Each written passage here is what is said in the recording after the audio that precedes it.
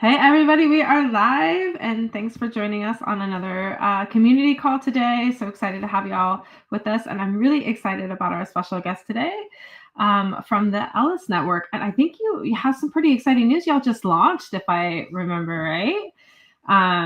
So excited to hear more about how your journey, introduce yourself, and what Elys is doing. And my name is Deborah. I'm from Althea, the CEO of Hawk Networks, who kind of developed and incubated Althea to its state it is now. We've got some exciting news as well. And in general, we're just going to share and chat about being founders in the US and journey in blockchain in general. Kind of an interesting thing to chat about, given the change in being able to kind of be proud to be made in the USA. And Althea just recently was listed in CoinGecko as a Made in the USA token. So happy to kind of chat about that, chat about our journey and what we see ahead. But if y'all are joining us on any of our different platforms, whether it's LinkedIn or YouTube or Twitter, please feel free to just jump in and add some comments or questions. We're happy to, just answer them. We're going to chat a bit casually today. So with that, I'll turn the mic over to Hesham. Am I saying that right? Hesham. Hesham. All right. Tell us about Elys. Thank you, Deborah. I appreciate that. Thank you for the intro. Happy Valentine's Day to everyone who celebrates. Hopefully, it is a joyous occasion for you. Hopefully, you have time with your loved ones, your significant other, or whoever that may be today. It's a special day to kind of reconnect and do all those things. So I didn't want to forget that because for a lot of people, I know this is a very important day. And I appreciate you having me on the show. This is really cool. This is we've done a show with you, I think, a few months ago before we launched, and so now we launched about 2 months ago. So our 2 month, post TGE token generation event will be on the 17th of February. Pretty exciting, to have kind of gone through this journey together, and we've been big fans of yours at Althea, and we love what you guys are building. So thank you for having us today. Excited to talk about wherever the conversation takes us, but I do want to hear about the things that you guys are doing on your roadmap, and particularly the new decks, the new iFi decks that you guys are going to be talking about. So I'm excited about all that. Yeah, absolutely. And for those that are just kind of joining us, maybe you come from Elys, or learning about Althea. Althea is a purpose-built chain for utilities and infrastructure, revolutionizing how we fund, build, and coordinate telecom infrastructure. We've been in this space building since 2017, and have thousands of users across the US and have built in 4 different countries using machine-to-machine payments and dynamic routing to provide telecom for people, for individuals, for businesses, for enterprise, auto OEM, and everyone else in between. And if I can just riff a little bit about the iFi decks, one of the amazing things about being purpose built is that we build together with our clients, and enterprise needs a DEX that is efficient with liquidity, able to swap, right? There's a kind of a different set of requirements needed in terms of efficiency and with liquidity for an enterprise or telecom or infrastructure build than would be for just sort of general purpose DeFi. And that's really what the iFi or infrastructure finance desk is all about. So we built a thing called Liquidity Fusion. It's very efficient. We did a chat last week about it, so if y'all are interested, definitely join in on that side of things too. But y'all also have a DEX. Would love to hear a little bit more about what Elys is doing. That's fantastic, and congratulations for launching that. I think that's really exciting for what it does for the ecosystem. We do something a little bit differently, but at the same time, we offer a decentralized exchange as part of our overall DeFi platform on Elys Network. So right now we have a limited number of pools. We have the big ones like Atom, Celestia, Akash, and then several more are coming. We're actually going to be doing Agoric next week, and then Mantra. So we're excited to have those pools open.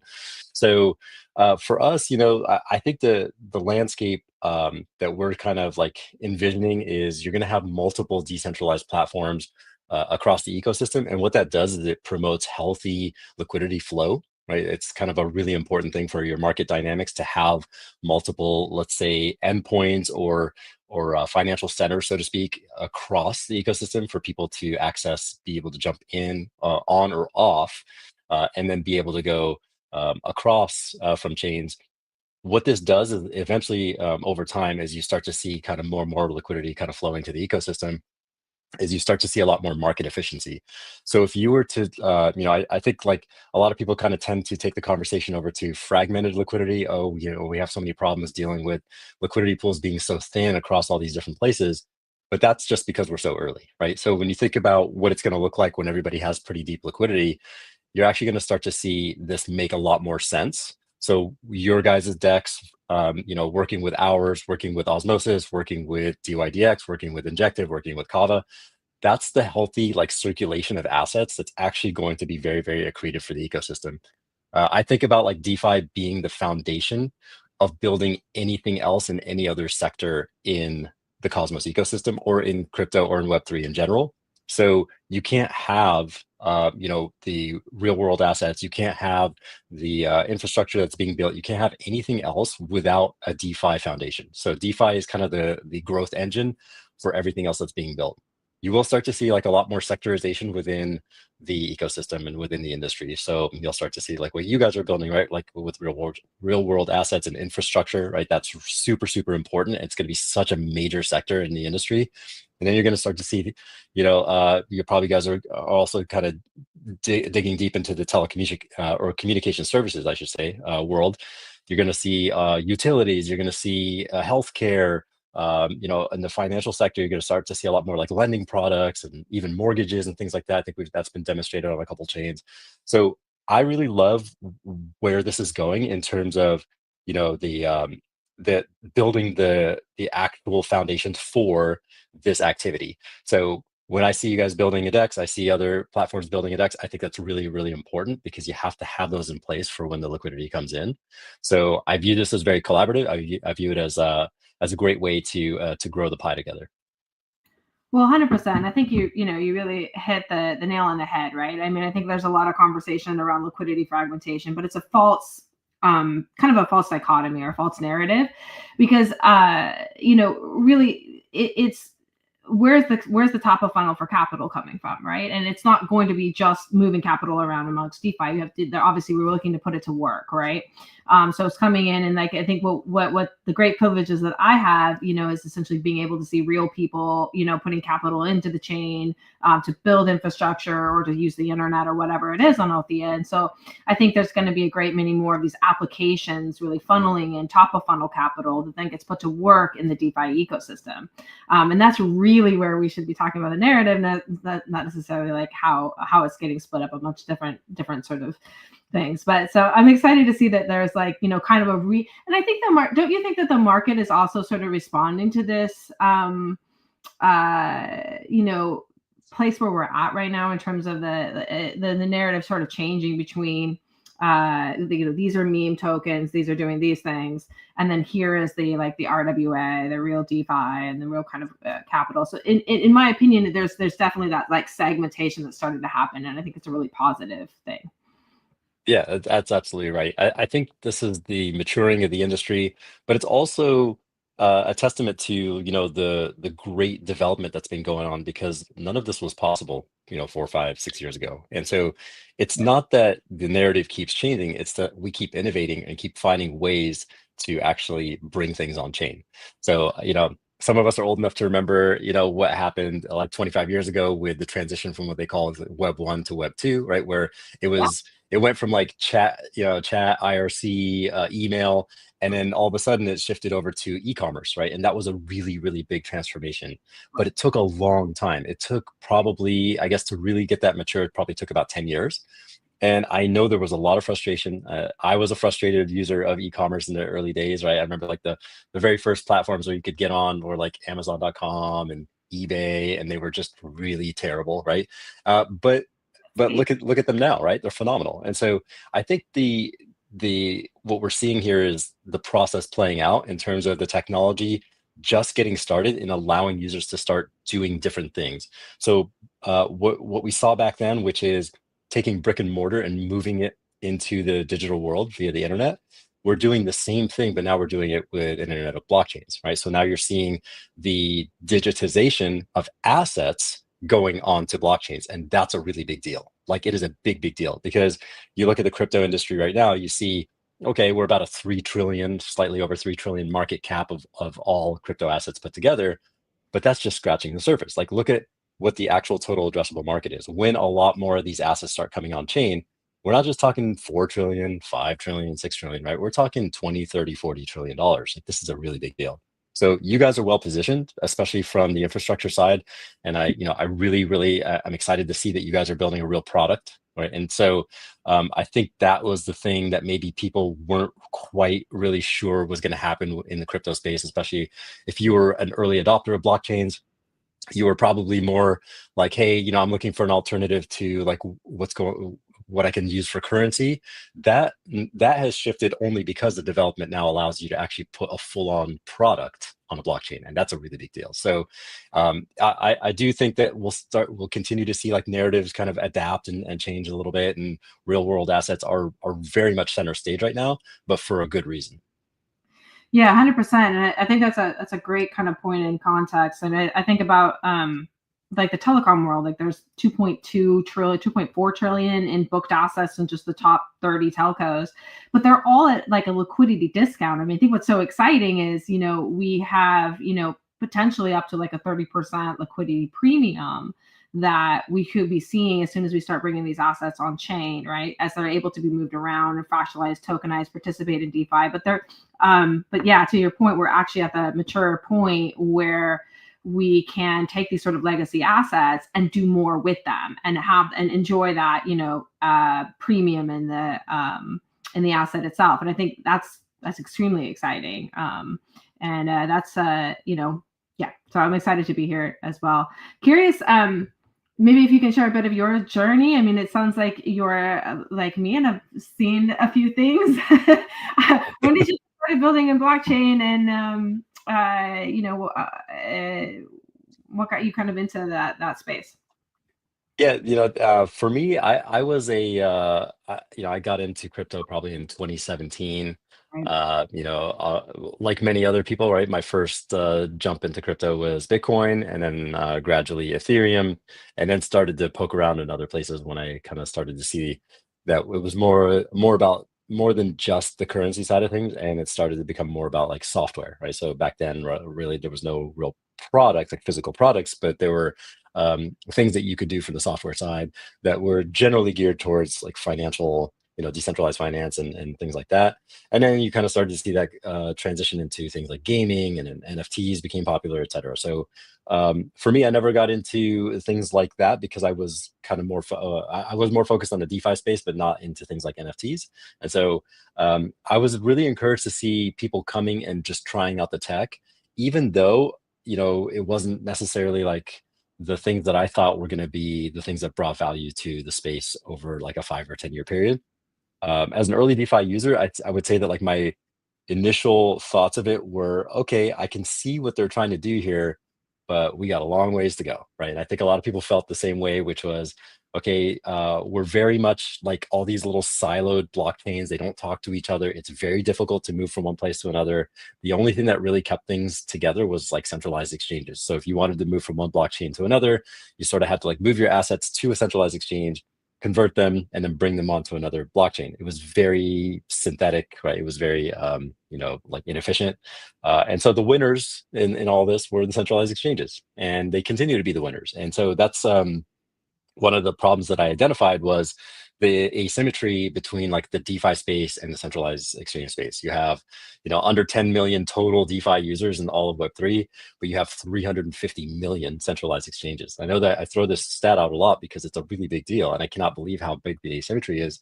So when I think about like people talking about tackling the problem of things like defragmented liquidity, or like, bringing, trying to like consolidate like DeFi, like there should only be one DeFi platform for X amount of chains or whatever it might be. I think they're solving for the wrong problem. right? I think they're working backwards from a solution that actually isn't the solution. The solution is to convert more centralized exchange users, right? And it's always been right in front of our face. I think the problem is people didn't want to go up against the Goliath, right? They didn't want to go up against the big players in the space because one, we can't outspend them on the marketing side. Two, like how do you actually get like a somebody who's just able to just log in for their phone, do all their transactions on a centralized exchange, and then be done with it, and then they don't have to think about it. They don't have to think about uh, the seed phrases and cold storage wallets, anything like that, right? They just it's out of sight, out of mind for them. Yes, they take the risk of them having custody of their assets, and yes, the bankruptcy risk and FTX and all that. But as you can see, people just went on their way anyway and just continued to rely on centralized exchanges. So that's kind of the that's kind of my story of like why I'm building where I'm building and why I'm building Elys Network is because I want people to break free from centralized exchanges. And it doesn't have to be Elys Network. It can be Osmosis. It can be the iFi DEX. It can be Uniswap. It can be anywhere. But the experience has to be pleasant for a user to make them want to stay. And so I'm very, very keenly focused on user experience, user interface, easy onboarding, multi-chain experience, all those things that a user perceives that to be superior on a centralized exchange. I want to bring that to the decentralized world so that people can actually get off centralized exchanges. So, Well, I think that's we'll something see. We'll see if it happens. have always resonated on this, like, being able to custody your own assets and have that sovereignty and control, with that ease of use. I mean, and to your point about maturation in the market, there's many different onboards right now. Like Althea users use Stripe, right? So they just onboard, it's USDC. They don't know, they don't have to know or understand, anything about what's happening kind of on the blockchain other than, being able to, hold their keys in a supported way. So do you think that, I think that like the different onboarding and stuff like that, and also I'm curious, as you were talking about bridging and interoperability, you are building using a Cosmos SDK. I mean, we also have chosen a hybrid EVM using Cosmos, and the IBC and bridging is, I think, one of the best. Maybe you can speak a little bit more to that, and also, kind of like how you're thinking about like onboarding, people into DEXs, into this great migration, DEX migration. Yeah, no, that's a great topic, and also congratulations to Althea for having that relationship with Stripe. That's a testament to you guys having like a lot of credibility and the fact that you guys are USA founders and have that that presence in the United States. That's a really big deal. I don't think Stripe will talk to just any blockchain, so that that is a really important step. I mean, I know I kind of what I just said about centralized exchanges and that whole asymmetry was a little bit harsh, right? Like it was more like, when I say like users should be able to break free from the reliance on those centralized exchanges, it doesn't mean that they completely get away from them. It means that there's going to be a place for them. Right. In the same way that payment processors like Stripe have a really, really important function in how Web3 works. I think that like leveraging that relationship to be able to then get the users in for them to see the tech that occurs, that you're interfacing with in the blockchain world. So IBC is such a critical piece of that infrastructure because once you're in, you should be able to flow from chain to chain. You should have no problems being able to have a seamless experience because you're not just coming in to swap tokens, right? You're coming in to participate in whatever the thing is that you actually need to do, which is maybe a subscription to a service, or maybe purchase a product, or maybe invest in something, maybe take out a loan, maybe use your telecommunication service, right? Like get on Althea's robust internet system. Like all of those things are really, really important to be able to do seamlessly. So what I'm encouraged by right now is seeing IBC becoming the gold standard for how these blockchains come together. So much so that it's getting the attention of like Ethereum users and Solana users, and I think Ripple was just announced recently this week, right? That there's going to be an IBC connection with Ripple. I personally don't own any Ripple, but I know it's what is it, number 3, number 4 token right now, so it's a big deal. You have to go to where the users are, right? So that's really, really important in terms of how we actually create the roads and bridges for people to operate on, to be able to move around. And then once that's there, you're able to facilitate more liquidity flow in the ecosystems. So that's really, really important. I know that there is a new version of IBC coming out, which I'm very excited about. I think the CEO of Interchain Labs, Magnus Marinik, and then Barry Pickett, who have been talking about this and working on it with the Interchain Foundation. I think it's really, really important that this technology keeps progressing. Having partners who run relayers, I'm sure you probably run some relayers. We know that the process is complex. There's a lot of nuances, a lot of things that occur that can drive somebody who's operating a relayer kind of crazy, and then it's expensive, right? It's not cheap to operate these systems. So blockchains aren't supposed to be cheap, but in terms of when you think about operating all that infrastructure times thousands or hundreds of thousands or millions, right? But we do it for the trust, transparency, the finality, right? That's the reason why we replicate this stuff over multiple systems, geographically dispersed, rather than just one centralized system, which is much, much cheaper, right? We do it for the trust purpose. We do it for the actual decentralization, and then we do it for the users who are going to benefit at their own level from being a participant. So, I think about like when this all comes together and people kind of realize the whys of having a blockchain, they'll realize how they benefit of being a user of their blockchain, and then the rewards come back to them. So there's a lot of really great moving pieces here that I think are like coming together to form a really, really nice platform or industry for people to view, and people on the outside looking in will be more willing to come on in and check it out. Yeah, and as Hawk Networks and Althea have always really believed in this, the open source community, on kind of both on the telecom side and on the blockchain side. But there's really something kind of key in both of those environments, and bringing back agency to the operation of the chain. So whether that's relayers or this validators or even miners or so forth, there's something fundamentally different between having like a corporate structure that's closed and has a permissioned environment, and operators are not able to have governance and agency and receive value back from that. And that's really fundamentally different about blockchain, right? Anyone can come join in that globally, participate in that infrastructure, have agency and choice over how those things evolve. And that's really what, to your point, that brings that resilience to what is now like a very brittle infrastructure. I mean, especially like when you think about the telecom or energy or any of these different things, we're really seeing the breakdown of corporate and centralized structures, and the benefit of those core values and those ethos. To your point, you started back in 2017. We believed in Bitcoin. We believed in Ethereum. I used to, mine, Bitcoin, Ethereum back in the day on GPUs, right? The milk crates and all of that, because we could be part of this bigger movement. And it really, that's what's so exciting to me, is it's a movement. It's not absolutely, and anyone can be a part of that, whether you're just using the system or you're part as an operator. And that's really the beauty of it, and contribute, whether that's on just, even from how we think about open source software to how we think about, blockchain itself. And I mean, that's what I always come back to is, beyond the traction and the users and sort of making everything better, we're also really building in a movement where everyone can participate. And I think, with AI and machine economy coming, those core values are really important to preserve. Absolutely. Yeah, and the movement is very organic, right? When you think about how this all started, it was a lot of people who were looking for a better solution that was already there. And I think we can't dismiss that, because there's a lot of maybe discussion going on right now about, is this a good thing or a bad thing that the traditional finance world or the institutional world is starting to come in, right?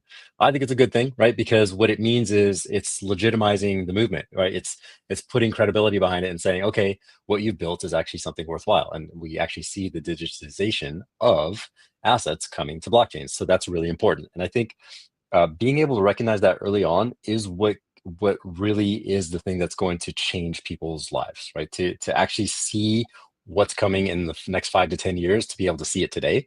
And it doesn't mean it has to look exactly like everybody plans, because you do learn some things along the way. and then you discover new things. Like you're saying, like I don't know when they initially like created blockchains that AI was really going to be the thing, but it will be integrated in everything, right? It's going to be commoditized. It's going to be one of these things where AI is not going to be a standalone industry by itself. It's just going to be part of everything you do. In the same way that tech is part of everything that you do. Like literally everything you touch has some kind of tech in it right now, right? So I think recognizing that and then being able to take that 5 or 10 year view is really going to benefit a lot of people, because what you see day to day can be very, very challenging. It can be very difficult to see through the noise of, this regulatory agency doesn't like crypto, or this country doesn't like crypto, or this person, this person rug pulled, and this person, got hacked, and this project over leveraged, and now they're broken, or they're out of funds, whatever, right? So the day-to-day like bad news is it's always going to be there, right? That's just the way it works in the corporate world too, right? You think about the number of businesses that fail for but in the process, the number of businesses that emerge victorious is really incredible and really great for our society. In that same way, we'll see that happen with blockchains. There's going to be a lot of, I mean, how many cryptos are we at? Like literally, like I think if you look at coin market cap, it's like 22 million or something outrageous. I think the Yeah, Fund stated that, yeah. right? I mean, yeah, exactly. Outside of Fund, I think it's in the tens of thousands, right? Okay, yeah, fair enough. Because anybody can go in there and just create a contract, and it's like, okay, look, I have my new crypto.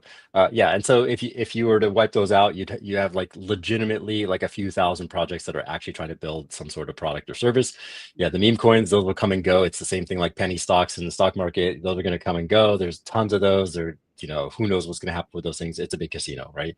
But when you look at the actual blockchains that are actually trying to build something, there's a lot of things that come into play, which is they have a vision, they have a problem that they're trying to solve, they have product market fit, they're trying to fundraise to be able to cover their expenses for the development, for the infrastructure, for the build out, the marketing. And then they need to get themselves to a point where they're actually self-sustaining. So they're actually cash flow positive, they're actually generating enough revenue to be able to sustain themselves, and then take the reliance off of fundraising, and they take the pressure off of, asset owners, like having these demands of like, oh, I worry about the price, I worry about the dilution, I worry about this, being red on the cash flows, et cetera. But that's not an easy task, right? That's something that takes years, and it also takes a lot of innovation and a lot of ability to navigate the business world to make these things happen. So as a USA founder, I think that you guys have like a very strong understanding of how this stuff works, which is why you're looking for world-class partnerships. I think it's really important. Nobody can go at this alone, and people who do want to kind of like do it in a completely isolated manner, I think they're going to find out that they're quickly getting left behind. So we're very partnership focused, we're very collaborative focused, because we realize that the only way we're going to be able to take on, again, like from our point of view, the centralized exchanges, is if we all lock arms and go out together and take them on, right? Otherwise, if I go by myself, or Elys Network goes by itself up against Binance or up against Coinbase, it just there's no path, right? So, but if we do it collectively and we say, hey, look, there is a real alternative here, and having this decentralized ecosystem is good for everybody, and it actually end up ultimately being good for centralized exchanges too. So those are the types of things that I hope users, investors, founders, all community members are able to see past, are able to see past the short-term noise, and think about how they're going to be a part of that movement going forward, how they're going to contribute to it, how they're going to express their bullish view on it. And if there's something that concerns them, they present a very solid case about it, build consensus, and then try to course correct it, right? That's really the beauty of what we can do from the community side here. And this is one of the reasons I actually love the blockchain-based world versus the centralized world, is we have real power through governance to be able to steer that. So I think this is it could not be any more optimistic, from my end, on how this is going to play out over the next 5 to 10 years. Yeah, a couple of thoughts I want to tease out of that. First of all, kind of your idea about not siloing up, right? So the internet grew because it was a series of tubes, right? Famously series of tubes. And it allowed users to seamlessly sort of navigate, or we used to call it surf the web, way back in the day, right? Which sounds very boomer, but I think there's sort of this idea of surfing the blockchains, right? Or this sort of like, this is the great app chain thesis, which was Cosmos, right? Is the ability for users to be able to go and do and utilize different things. And I think that really speaks to the different ways that Elys and our platform can work together. So if you think about Althea, the way that we're essentially trying to solve for the merchant processing or the MasterCard or Visa or Stripe of machines, right? In the future world, you're not going to have a plastic card, or you're not going to net 30 your smart trash can or robot. So the other part I wanted to tease out about what you said here was sustainability. So the way that Althea looks at like the merchant processing of machines, token stakers who participate in securing and having governance and agency over the blockchain earn 10% of that revenue moving around the chain in USDC, USDT, or other tokens. So instead of having a purely sort of speculative approach to sustaining this ecosystem, you really are all sharing in the value and really keenly focus on that revenue on chain, right? How are we bringing revenue and health, and how are we really meeting the demands of the users, in this case, the machine economy, right? So the users may not look fleshy, right? They might be smart trash cans. There might be routers in your home. But then being able to have those same users traverse or surf in between other different DeFi they may want to do. And someone was actually just had mentioned, hey, some apps, including Elys's, might be closed source. And like for us, that, isn't for us to police, right? So I think, in my opinion, being able to surf between different sort of applications, whatever they are, that's up to the users, both fleshy and mechanical, to decide what works best. But for us as a platform, and a platform that brings in that capital and brings in those merchant processing, just like Stripe wouldn't dictate how people run their business, we don't either, right? So I think those theses can be very compatible, and those ethoses can be very compatible, even though it might seem disparate at first, if that makes sense. I totally agree with that. And I think, you mentioned it earlier, being open source is such a refreshing, like idea for like a user who just wants to come in and take a look and just say, hey, like, can I trust what I'm interacting with? I'd like to learn more about it. And, and it's just an opportunity for that transparency to go like even further, right? And, to take it all the way down to the foundational level. Whereas we don't get to see this from most of the apps we interact with. Like Elys Network is obviously open source code, and we invite everybody to come in and take a look at it. And so having that as your baseline for transparency is so critical, to be able to then invite other people, whether they're building applications on your chain, whether they're leveraging your chain for some other reason, whether they're participating in your DeFi platform. All of those things really matter. And if we don't have that, then there's always going to be this, this feeling, this overhanging suspicion that why isn't it open source? Why is it not like, something I can put my hands on, right? So this is the really important in terms of like how people can kind of gauge whether, I guess, the thing that they want should exist on a blockchain versus shouldn't. Because this is probably another really like key discussion point is, does this mean just because we're having a giant movement towards the Web3 space, build out, and things are getting digitized, does everything need to exist on a blockchain? And I don't know. I personally don't think that's the case, right? I don't think that like my online grocery shopping necessarily needs to happen on a blockchain, right? I mean, it could, I guess. I don't know, but like that's like, what do I want to see transparency behind? What do I want in terms of safeguarding, security, speed, decentralization?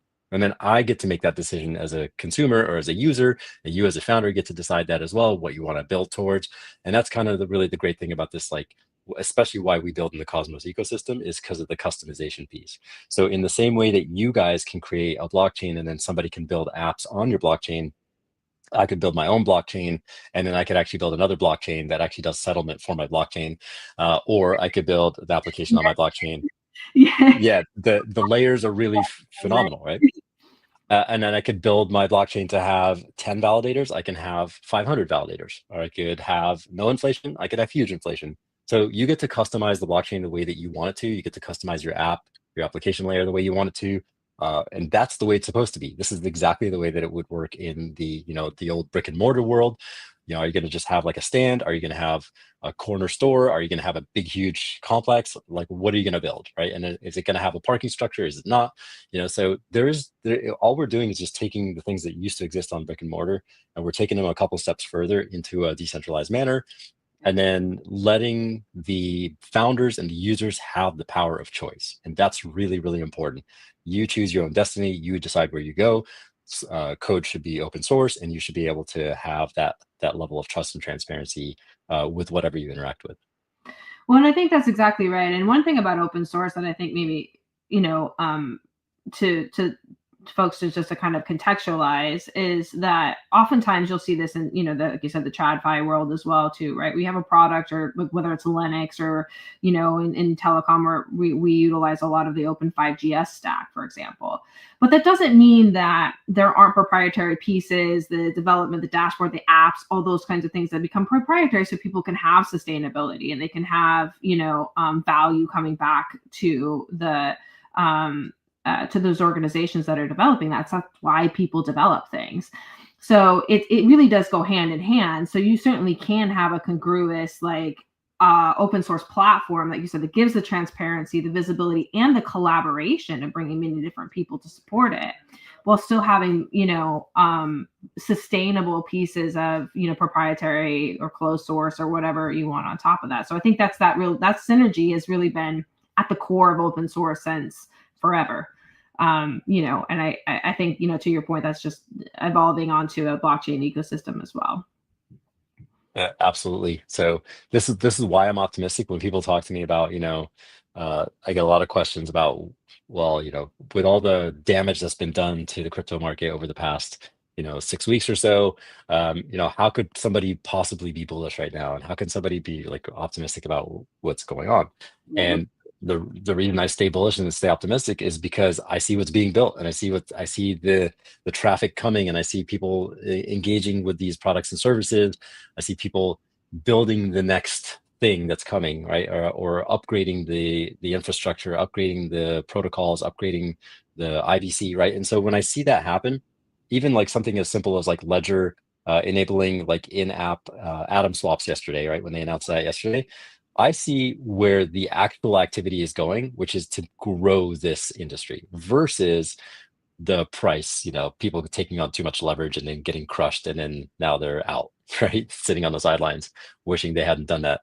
And that's different, right? Because what you see there with like liquidity, like getting kind of like the contraction of liquidity in the markets because of either taking leverage, at the top, or taking kind of some really, really speculative investments, or going into a space where they weren't prepared for like things going the other way. Those are short-term things. Those are things that like, you look back at every single sell-off in the crypto industry over the last how many years now, 10 years, and you see we always bounce back. So Yeah. but by this point, most of the crypto veterans are kind of like, oh, here we go again. It's another one, right? So we're over it, right? Like we don't care.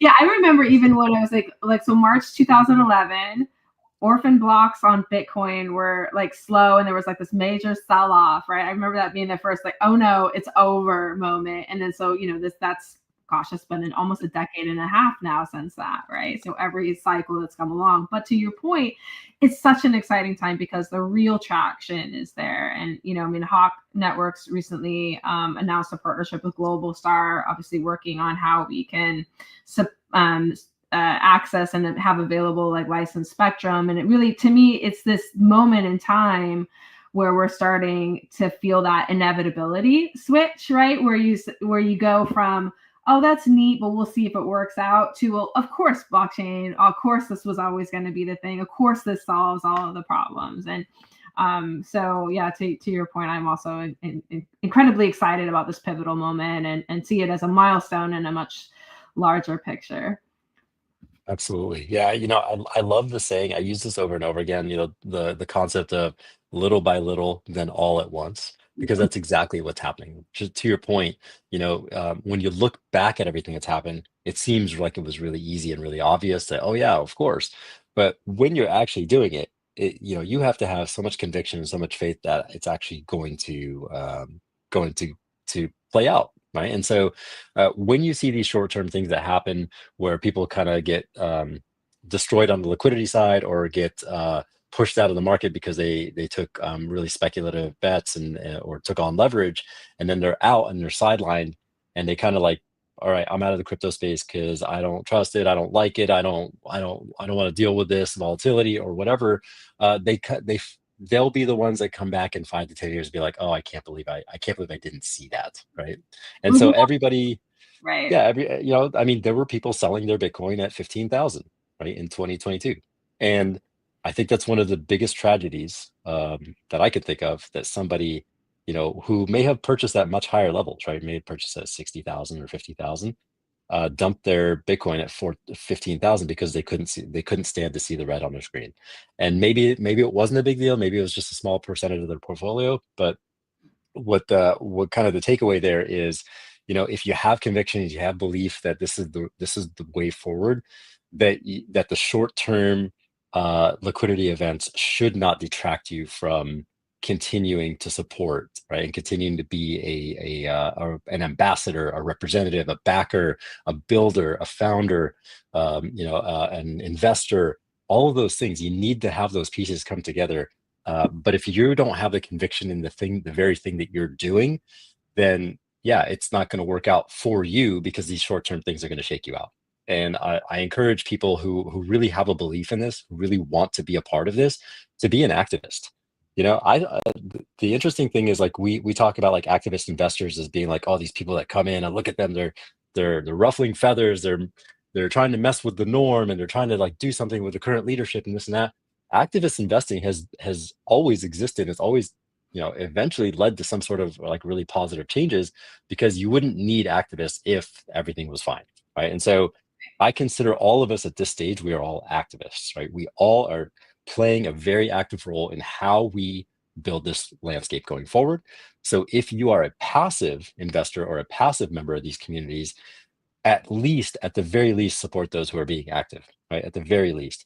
But if you can, and you have the resources to do so, to kind of donate your talents in whatever way that you can, whether it's the marketing side, the development side, founding, creating the apps, whatever it's going to be, that you think you can contribute to this movement, you become an activist, and that's really, really cool, right? And so I was talking about this with some Atom OGs yesterday, which is, because we have never had so much control over our own destiny than we do today. We literally have control over our own destiny in terms of how we build this thing. It's about rallying the troops. It's about building out that support, casting that wide net, and getting everybody on board. And when we do that, when we all move forward together, we're going to have an incredible, incredible force behind us to be able to build anything we want, and have the liquidity we need, and be able to shake out any of the negativity, and be able to get, like, the people who constantly throw spears at whatever's being built, and then they end up being proven wrong over and over and over and over again. Those end up being the best investments, right? And again, I'm old enough to remember when people said this about Apple and Nvidia and Amazon and Netflix. For the last 20 years, all they would do is throw spears at it every single year, being like, oh, this is dead technology, it's going to die, they're never going to make it, this and that. And look at them now, they're the biggest companies in the world, right? And so this will in fact happen with blockchains, right? It will happen. We will have trillion-dollar blockchains easily, right? Besides Bitcoin. And so that's where I want people to see that vision and then execute on it, be an activist in that vision. Absolutely. And it's actually a really great time for me to chat a little bit about how folks can get involved in Althea. We are looking for folks to be on the ground floor of our new, we've been teasing it a bit, our Althea mobile product, a private cellular, bringing back that sovereignty and resilience. And so if you are interested in jumping in, grabbing that banner, building the world we want to see, please do reach out. We are looking for early adopters of and help building what we call our zombie apocalypse readiness kits. So whatever should befall us, we should have sovereign and resilient comms. And if you are interested in being some of the first beta testers and builders, developing docs and so forth, so that everyone can have their own private and sovereign LTE and 5G comms in their home, business, or farm, please do reach out. There are ways to get involved, and we'd love to have you on board. I love it. So if I want to be a beta tester for these this mobile network, can I bring my own mobile device? You can. That's the exciting thing Nice. about Althea Mobile. More to come. So it's a bit of just a tease, but yes, the idea would be to utilize your own devices on your own sovereign network, and I think that's such a salient point right now. To your point about building, being part of the world that we want to see, the benefits of the transparency and resilience and sovereignty of blockchain are becoming more apparent every day. And this is now is the time. If you've been thinking, if you've been sitting on the sidelines and want to get involved, now is the time. Outstanding. Okay, well, consider me in. If I could be a beta tester for you, I would love to do this. I would love to get my hands on this. And I think the problem that you guys are solving is really can't be like stated enough because you're bringing access where it previously wasn't available. And I think that's so important because, you know, here we are in 2025, we kind of take it for granted, right? We take for granted that, I have a connectivity pretty much anywhere I go. I'm a captain for an airline. I have internet connection on my airplane to be able to view the weather, for example, out in front of me. So why is it that certain areas, certain rural areas don't have that connection? Why is it that they don't have the access if the rest of us do? And so you're solving a real problem. It's going to actually benefit society. It's going to lead to things like productivity, um, you know, uh, actually contribute to GDP, and then hopefully accrue value for your chain. So this is really, really important in terms of seeing why the whys of what of the blockchain and the problem that's actually being addressed, and how that solution benefits society. So kudos to you guys for doing that. I love the product, and I wish you guys the very best of success for Althea. Yeah, and looking forward to, as of course, as our chain gets unlocked and kind of into the production mode that it's moving into now, finding ways to interoperate and interconnect and allow users to have the benefit of both Elys and the Althea chain as well. Speaking of which, do you want to share a little bit about what's upcoming for Elys as we wrap up the call? Yeah, absolutely. Yeah, thank you for that opportunity. So we have a chain upgrade coming on Monday that'll enable us to do a little bit more in terms of expanding our offerings. Coming up in the next few weeks, we're opening up the Mantra liquidity pool. We'll also have an Agoric liquidity pool. We're currently working with Agoric for orchestration, which is really cool. So what that will do is allow us to use smart contracts to automate certain things. So this is kind of like our first step into AI with Elys Network. So let's say, for example, you have Atom staked. You could automatically have, like on some rolling basis, you could program the smart contract to claim those rewards and then maybe swap like 5% of that into Althea, 10% of that into Elys, 10% of that into something else. And then you could deploy anywhere you want. You could go stake it with Althea, stake it with Elys, stake whatever. So it'll do all these things that would normally take you like several minutes or something, each time you do it. It might just do it all for you, and you weren't even touching your wallet. It was just doing it for you because you authorized it. So some of these things are going to be I think really critical to the whole piecing together of our ecosystem to make it one, which I think is really important. So Agoric is a major player in that, and excited to partner with them. Nice. The other things that we're going to be working on are expanding our leverage LP. Sorry to our USA users, we don't have the regulatory approval to offer it to you, but we're working on it. So I am trying my very hardest to go and get some muscle to go talk to the regulators for us and see if we can get some sort of clarity, some sort of ability for us to actually offer these products in the US. It's going to take a while, right? I think it's probably a lot of it has to do with the fact that like blockchains aren't kind of registered like financial institutions, but so we have to get some clarity on that. But the expanded leverage LP offerings are really important because what it'll do is allow us to create like a single stake Atom pool, for example. So it could be Atom, Ethereum, Bitcoin, etc. So the next one's going to be Atom. Where it'll allow you to basically stake your Atom to enter a borrow pool where people can borrow against it to engage in more in leverage LP and potentially some other functions. So this is really exciting for us. It's laying the foundation for more and more activity. Those borrows are a major revenue driver for Elys Network. So because of the open interest, And that's really something that I think users can then express their risks. They can express their views on this particular token, whether it be USDC or Atom, and eventually the other tokens that are going to be available in those earn pools. And then from there, we'll be able to participate in Hydro. So Hydro is, for those of you that don't know, you can actually commit your Atom into Hydro and then participate in these auctions where you can vote. And then they, in exchange for that Atom being placed onto those platforms, you would earn some sort of tribute. So we're going to be requesting up to 100,000 Atom, which is really a significant chunk there. That's going to go into our Atom earn pool and then be used for borrows. So in exchange, we'll be offering a very generous tribute in both USDC and Elys tokens to those users. So currently round 4 is going on with Hydro. It's oversubscribed. So if we don't have it ready by round 4, we'll be ready for round 5. So which will probably be a month from now. So we're very, very excited for that.